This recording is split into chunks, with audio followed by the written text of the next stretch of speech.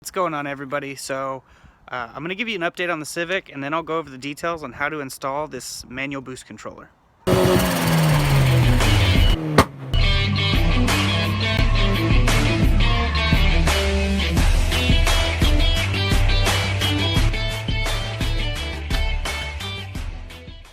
So here's the Civic. My buddy at that garage, he ended up powder coating my valve cover for me, and I did a video on it. It's on the More Motorsports James D Guy YouTube channel, which will be linked in the description to the video of that.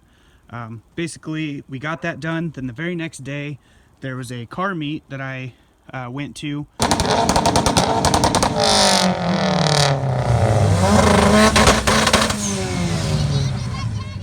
It was last minute, but it was for an autistic man. He's 33 years old with the mentality of a 4-year-old.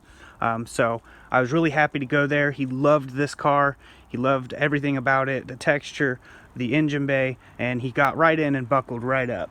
So it was pretty cool to go to that meet, like literally after I got that piece done. That's why the hood's off. I haven't put it back on yet, but I will be doing that tonight. Also, my buddy Mike, who was on one of my live streams, he actually gave me a bunch of these black fender washer dress-up kit, bolt dress-up kit, and I painted them different colors. I think they look pretty good. I'm going to be getting a different blow-off valve because I like obnoxious blow-off valves, and this one's kind of quiet. I have an obnoxiously bright car, might as well have an obnoxious blow-off valve. So I know Synformant can make adapters that go here and change the sound, but I just don't think that it will help very much. I don't know. Anyways, we'll be installing this manual boost controller. I got off eBay for like $10 or $11 or something. I'll put a link in the description of this one. It's exactly the same as the Turbo Smart, which costs like $50 to $80. It's literally the exact same. Every little piece of it is the exact same. I'll put a picture up so you can see exactly how close they are.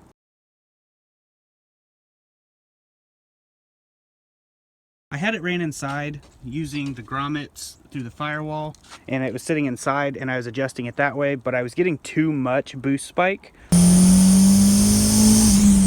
because the hoses are too long. So I'm going to mount it in the engine bay, probably over here somewhere.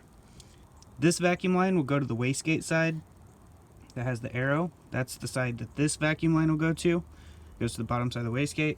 And then down there on the actual pipe, usually there's a nipple on the turbo, but on the pipe down there, that'll go on this side. Now there's a spring and ball inside of here which helps eliminate boost creep and boost spiking, so that's pretty cool. It's the exact same design as that Turbo Smart, like I said. And once we get the adjustments done, we can use this Allen key, lock it in place. The only thing that sucks is having to get out every time and turn it up, you know, small increments at a time to get the boost where I want it. And one click does not mean 1 pound of boost, not especially with these boost controllers. But I don't have my tripod right now. It's in Killeen. I left it over at my buddy's house for the second night in a row. The buddy who did this valve cover. So I'm gonna go ahead and just bolt this over here somewhere and get the vacuum lines ran to it and show you exactly how I installed it. So let me get to it. Alright, so real quick, I just wanted to show you that I banged this piece straight, that way that it can sit in here properly, and then I can put the bolt through it. So it'll sit just like that. So let me do that real quick. Alright, so here it is. We got the lower wastegate part, just ran to the part that says wastegate. There's an arrow pointing that way, going to the wastegate, coming from either the turbo compressor or right there on the pipe. I have a little nipple down there, and it goes inside this way. Now you want this thing all the way closed, which would be all the way towards negative, and then you want to open it just like a half click or a full click or something like that, and then adjust from there up. You don't want to start out at the max boost pressure. I have boost cut set at 10.9 psi, and as you've seen earlier, it was hitting 10.9 and then falling on its face. So this method should work a little bit better. Granted, I won't be able to adjust it in the car, but oh well. I can get out and just do a couple adjustments and she should be good to go. So everything should be good. We'll go take it on a pull, see if it's sitting around 7 or 8 pounds, and then slowly adjust from there. So let's go do that. We'll be doing boost by gear, by the way, eventually. with electronic boost solenoids. This is just a temporary setup.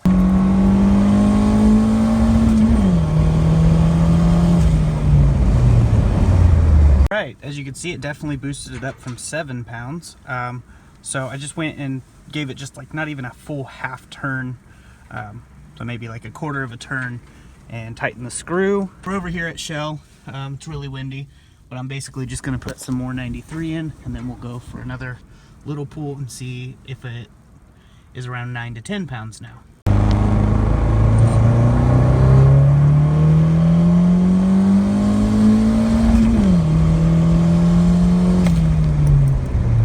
So yeah, I turned it one more click since that last pull. We're sitting right at 10 pounds now. It's doing awesome. It's pulling really hard, so I'm really happy with it. This was just a cheap $10 boost controller from eBay. I also had to remove the ball and spring in there. I ended up just putting the ball and spring in this piece. From the research I've done, you don't need this piece unless you're running 2 turbos, but I could be wrong. It works perfectly fine without it. On this one, it's really simple. You got the boost pressure in, you got the boost pressure out to the wastegate. I had to have the thing super tight to where it was all the way negative as far as it could go, and then I started adjusting very slowly. It's a very sensitive boost controller, so just keep that in mind. It is cheap, but it works really well. So I'm really happy with it, and it's pulling way harder now. Now that I'm on 10 pounds, we'll probably go back to the dyno soon. Before I do that, I'm gonna try to get my Skunk 2 manifold. I don't have one yet.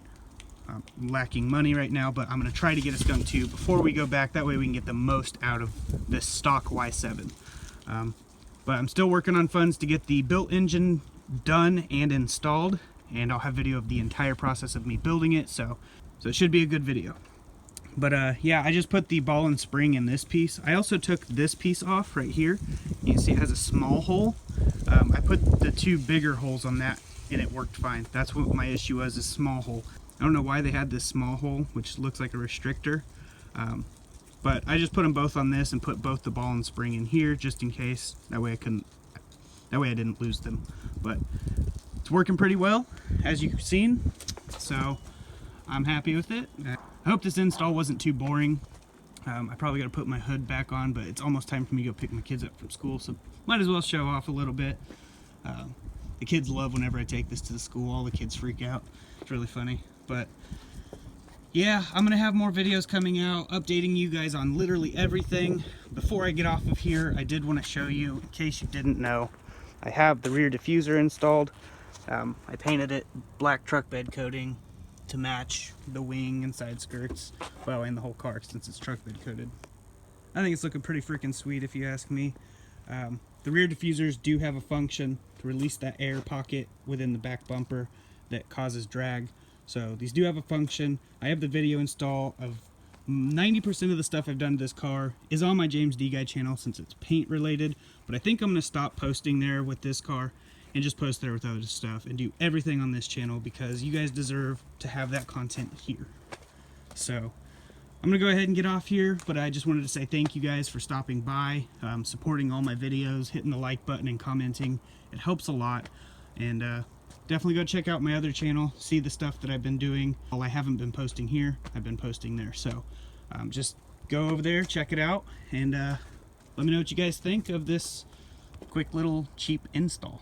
So I'll see you guys in the next one. Till then, God bless and stay safe.